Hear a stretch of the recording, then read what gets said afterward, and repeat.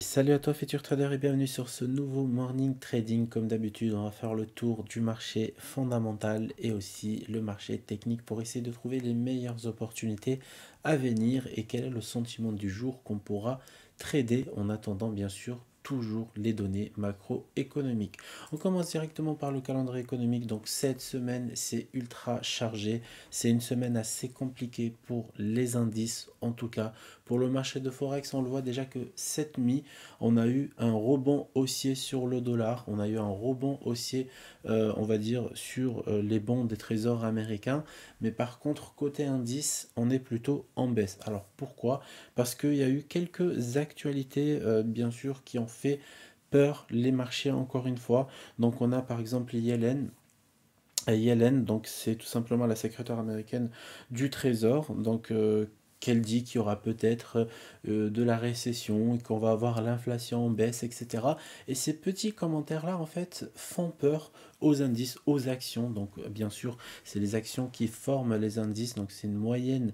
Un indice, c'est une moyenne d'actions. Hein, c'est une moyenne de prix par rapport à plusieurs actions. Donc, ça fait peur aux actions. Donc, ça fait baisser les indices parce que comme d'habitude, en fait, le risque est toujours le même. Si on a des bonnes nouvelles pour l'économie américaine, c'est une mauvaise nouvelle pour... Alors quand je dis l'économie américaine, je parle vraiment du dollar américain et je parle du bon fonctionnement, on va dire, par rapport à l'emploi, par rapport au chômage, etc.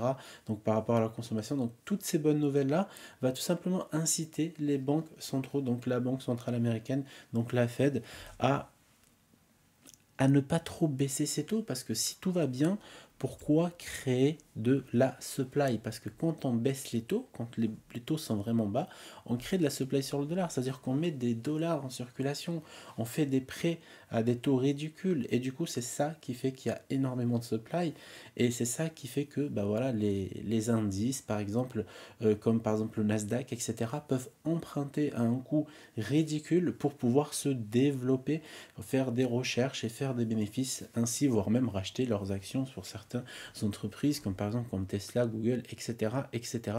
Donc voilà, ça reste quand même intéressant quand les taux sont bas et quand les taux ils sont hauts, bah ça plaît pas malheureusement. Donc du coup c'est pour ça que cette nuit on a vu une baisse du coup sur les indices américains surtout et on a vu une hausse aussi des taux l'US 10 years des États-Unis, donc américain, lui, ça lui plaît. Voilà, la hausse des taux, c'est ça, ça lui plaît, ça le stimule. Donc voilà. Alors cette semaine, donc aujourd'hui exceptionnellement, donc on n'a pas de marché américain, donc on n'a pas d'annonce importante américaine. Bien sûr, il y aura un marché américain, mais ça ne veut pas dire que ça ne peut pas bouger, parce qu'on aura toujours le sentiment en fait que là, pour le moment, les marchés craignent du coup des bonnes nouvelles demain, parce que mercredi, normalement, avec la FOMC, donc avec la Fed, et avec la minute FOMC, donc les décisions et la conférence, etc. Donc mercredi, ça va vraiment être crucial et on va avoir des mouvements assez agressif. De toute façon, ça va te pricer à partir de demain. Si demain, on commence à avoir des bonnes nouvelles sur l'inflation, c'est-à-dire qu'on a une inflation qui est en baisse, d'accord, et qui n'augmente pas, c'est-à-dire qu'on a une inflation par exemple à 7% ou à 7,2%, plus basse que prévu, là vous allez voir, les indices vont faire un deuxième plongeon baissier, ça c'est sûr et certain. Par contre, si on a un truc à 7,3, ça peut plonger, mais pas aussi agressif que ça, et il y aura beaucoup bon, je dirais pas du stress, mais il y aura beaucoup de, chez les investisseurs, etc., il y aura beaucoup d'hésitation, en tout cas d'hésitation, parce que Powell l'a dit la semaine dernière, oh, pas la semaine dernière, il y a 2 semaines plutôt maintenant, donc il avait dit qu'en 2023, on va vivre avec des taux plutôt positifs et plutôt hauts. Et donc voilà, ça rajoute que en fait, on va quand même rester sur des taux très hauts, donc il n'y a aucune raison en 2023, si bien sûr la Banque centrale américaine ne change pas d'avis, il n'y a aucune raison de rester, on va dire, acheteur sur du long terme pour 2023. Donc il faudrait se dire que peut-être qu'on aura euh, une possibilité de récession, comme elle a dit Hélène, hein, mais peut-être qu'on aura aussi des indices qui vont plutôt repasser en dessous. Par exemple, on parle du Dow Jones qui pourrait passer en dessous de 30 000 $ si ça continue comme ça. Donc, parce que l'inflation, du coup, commence à être contrôlée, donc on pourra avoir une inflation vraiment basse grâce à toutes ces décisions politiques monétaires qui ont été prises par les États-Unis. Alors, s'il n'y a pas d'autres drames, par exemple, comme, bon, il y a eu le Covid, il y a eu la guerre Ukraine-Russie, il y a eu la guerre commerciale entre la Chine et les États-Unis, s'il n'y a pas, en fait, quelque chose qui pourrait encore rajouter, bien sûr, des doutes et de l'inflation, normalement, l'inflation devrait baisser dans le monde entier. Allez, on passe directement par le côté technique sur le VIX ici, le rebond sur ce plus bas. Donc on l'avait marqué ce plus bas, donc on avait dit qu'on surveillait ce plus bas qui pourrait être normalement une zone de rebond. Et comme par hasard, ça arrive au moment où les banques centraux vont euh, publier leur politique monétaire, donc publier leur taux.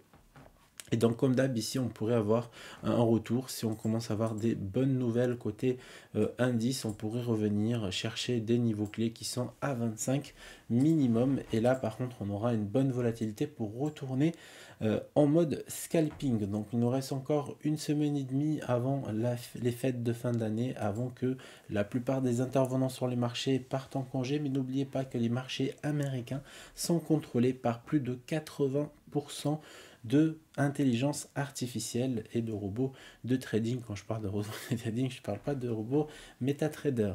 Donc ici, un bon retour. Donc il y aura de la volatilité, je pense, tout au long de l'année, mais plutôt haussière pour le VIX et baissier pour les indices. Sur notre ami le dollar, lui, il voit un petit redressement. On le voit en daily ici. Alors, belle bougie de Roger, et on voit ici que les données, donc les commentaires de Yellen, ont plu. D'accord? Parce que le dollar, lui, bah, s'il y a des bonnes nouvelles, il monte. Hein. Si les taux d'intérêt augmentent par surprise, il continue de monter. Et ce qui est triste, c'est que cette semaine, on a quand même des publications de taux d'intérêt de énormément de banques. On a par exemple la Banque européenne, etc. Mais par contre, ça ne changera rien. C'est ça qu'il faut comprendre. Il faut se dire que c'est le dollar qui domine tout. Quand le dollar monte, tout le monde descend. Quand le dollar descend, tout le monde monte. Politique monétaire inverse ou pas, quand le dollar monte, le dollar s'impose, le dollar il est là, il y a tout le monde qui descend, il n'y a personne qui monte en même temps que lui. Alors c'est très rare, hein, on peut avoir des effets de corrélation des fois, mais c'est très rare. Mais toutes les paires de devises majeures face au dollar se pètent la gueule et entraînent, parce qu'il faut comprendre une chose sur le Forex, ça par contre il y a énormément de personnes qui ne l'ont pas compris, c'est qu'il y a des paires majeures et des paires croisées qui dépendent des paires majeures. C'est pas parce qu'on aura par exemple un euro-dollar qui descend qu'on va avoir un euro-yen qui monte. Ok. Parce que l'USD JPY monte. Ben, en fait, on va avoir un euro-yen qui va plutôt ranger. Donc c'est ça qu'il faut comprendre. C'est pour ça que quand le dollar monte, tout le monde descend. C'est comme ça et c'est pas autrement. C'est imposant, mais voilà, la devise reste assez puissante et c'est elle qui contrôle la plupart du gros mouvement, la plupart du gros mouvement plutôt monétaire. Donc sur le dollar ici, belle reprise, on peut venir chercher vraiment des niveaux très importants si on continue comme ça fondamentalement, c'est-à-dire que si on continue à avoir des bonnes nouvelles pour l'économie américaine. Donc pour le moment, pour moi, le dollar, je ne touche pas, peut-être euro-dollar à la vente, donc à voir, mais pour le moment, je ne touche pas. Alors, on va passer directement sur le Dow Jones, donc le sentiment baissier est toujours là. Déjà, en attendant demain, s'il n'y a pas d'autres commentaires, normalement, on ne devrait pas du tout monter sur le Dow Jones, on ne devrait pas du tout monter sur les indices américains, ni sur les actions américaines. Donc ça veut dire que là, on va plutôt être baissier. On le voit sur la bougie ici, très belle bougie baissière. Donc là, on a un flux baissier qui s'est mis en place. Alors, tendance, si vous voulez, sur quelques mois, depuis octobre, elle est plutôt haussière. Par contre, ici, on a une belle accumulation, d'accord? C'est-à-dire qu'on a quelque chose comme ça qui est en train de se passer. Ok, on a une cassure ici de ce petit canal qui s'est créé. Donc pour moi, ici, on pourrait continuer à descendre tant que l'économie américaine se porte bien. Ça veut dire que là, il n'y a aucun issue. Il n'y a vraiment que de la baisse qui pourrait se présenter s'il n'y a pas de surprise fondamentale. Si demain l'inflation, par exemple, on a une inflation de 7,8, d'accord? C'est-à-dire qui a augmenté, et ça c'est quasiment malheureusement impossible, je le dis, je n'ai pas peur de le dire, parce que ça a été contrôlé, on a une bonne inflation en baisse, on a une courbe d'inflation en baisse, donc normalement après tous les efforts qu'ils ont fait, surtout en réduction de supply, parce que c'est la supply qui crée de l'inflation, c'est la création du dollar qui crée de l'inflation aux États-Unis, hein. C'est pas, voilà, et parce que c'est une histoire d'offre et de la demande. Donc si on a une inflation euh, plus haute que prévu, d'accord, ça veut dire 7,7 ou 7,8, etc., on pourrait avoir des indices qui se mettent à monter en attendant la décision politique monétaire. Mais là, on a une inflation plutôt positive, c'est-à-dire moins de 7% ou à 7%, etc., par rapport, bien sûr, aux prévisions, hein, ce qu'on a vu tout à l'heure ici, par rapport aux prévisions, c'est-à-dire un petit 7,2% suffirait pour faire baisser violemment les indices, hein. Et bien sûr, voilà, ça joue, c'est psychologique, là, ils essaient d'anticiper à chaque fois ce que Powell pourrait dire, parce que le problème, c'est pas la publication des taux. Le problème, c'est ce qu'il va dire derrière, comment il va se comporter. Il va peut-être dire, oui, bon, c'est bon, on va pas augmenter les taux de plus de 0,50%, mais par contre, on va continuer à augmenter les taux. Et là, c'est fatal pour les indices, encore une fois, hein. Ça veut dire qu'il n'y a aucune issue et qu'on est vraiment dans un cycle de hausse des taux qu'on peut monter jusqu'à 5-6%. Et ça, c'est presque jamais vu, malheureusement. Et donc, ça pourrait encore arriver.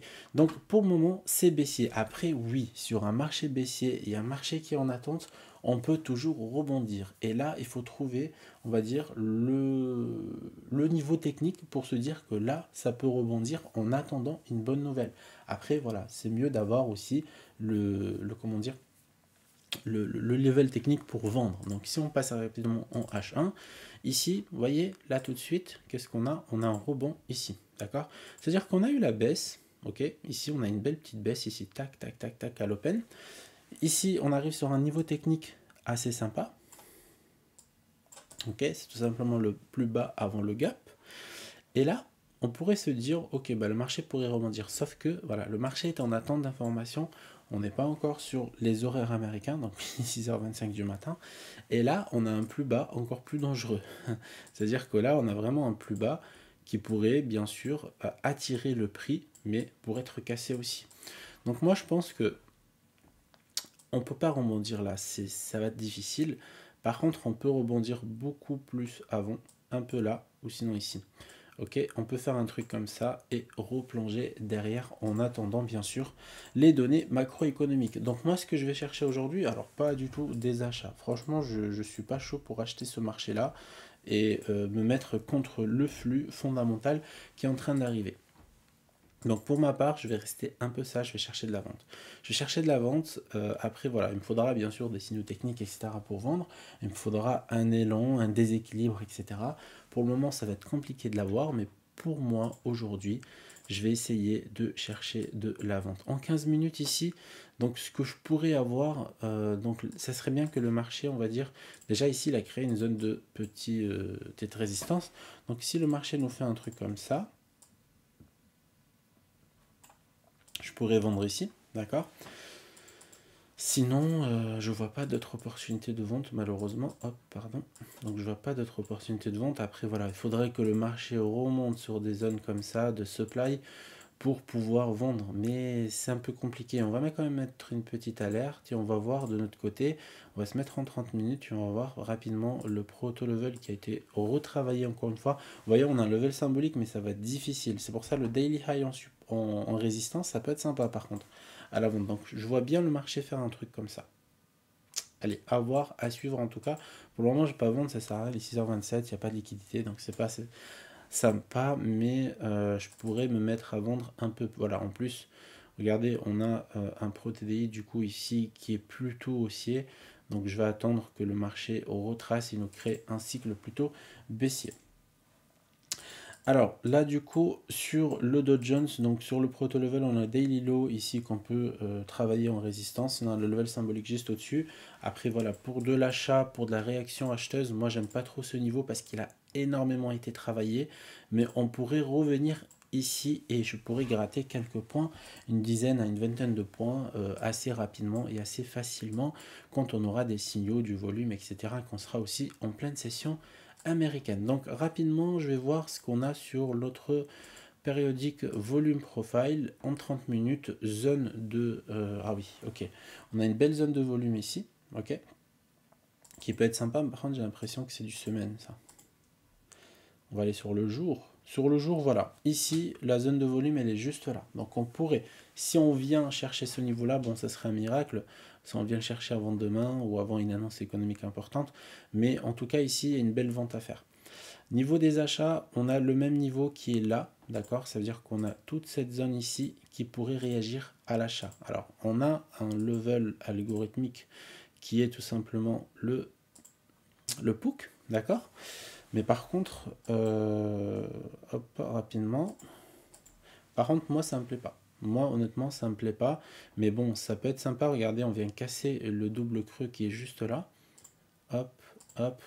Je pourrais me dire qu'on va venir casser ce double creux et on viendrait travailler ce niveau à l'achat. Donc, à voir, à suivre. C'est pas impossible, donc à suivre et à voir si ça peut bien fonctionner, en sachant que ce niveau a déjà été travaillé ici. Donc travailler une deuxième fois ce niveau-là, ça va être compliqué. Donc je vais voir s'il y a du volume exécuté à cet endroit-là. Et si par exemple en 3 minutes, sur ce niveau, est-ce que ça va être intéressant ou pas, ok? Sur le Pro TDI par exemple, le Pro Cycle. Donc à suivre avec prudence. On va rapidement voir notre marché euro-dollar qui pourrait être intéressant hein, par rapport à la hausse des taux du coup du dollar. Ok. Donc en daily sur l'euro-dollar, le signal est très clair. On est vendeur, d'accord.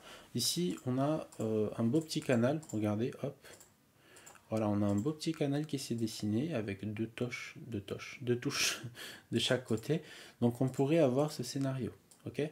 On pourrait avoir ce scénario, un truc comme ça, pour aller chercher le plus bas en fonction malheureusement de ce qu'il va dire Powell. Hein. Là, on ne peut pas trader, techniquement c'est impossible. Là, franchement, aujourd'hui, trader par rapport aux techniques, c'est impossible si vous n'êtes pas au courant des actualités fondamentales parce que ça déséquilibre tous les marchés. Donc rapidement, on va effacer tout ça. Voilà, rapidement ici, je vais voir en 4 heures comment ça se passe.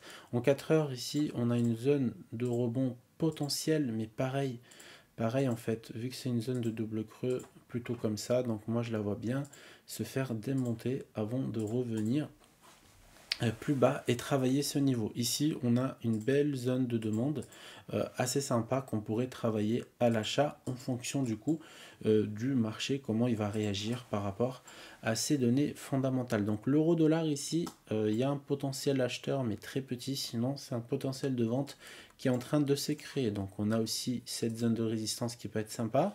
Donc pareil, ça serait bien qu'on vienne casser le niveau, qu'on travaille un tout petit peu plus haut, mais il faudrait voir sur un UT supérieur s'il n'y a pas par exemple une zone. Ici on a une belle zone, hop, ok, pareil. Donc voilà, casser ce niveau, venir travailler ici, ça peut être sympa en tout cas. Moi je le vois comme ça, à la vente, bien sûr. À la vente, je le vois bien comme ça, et là on pourrait swinger. Donc rapidement, je vais juste mettre une petite alerte ici au cas où. Donc voilà, alors on pourrait avoir un potentiel rebond sur cette zone ou sinon une potentielle vente ici. Donc voilà, j'espère du coup que ce morning vous a plu, il y avait pas mal de choses à dire, donc désolé ça a été un peu plus long que prévu, et n'hésitez pas à mettre un petit like, un petit commentaire pour me soutenir pour les prochains débriefings morning, et on se retrouve bien sûr mercredi normalement pour l'autre morning trading et peut-être une vidéo qui sortira demain avec du trading live, et bonne journée de trading à tout le monde.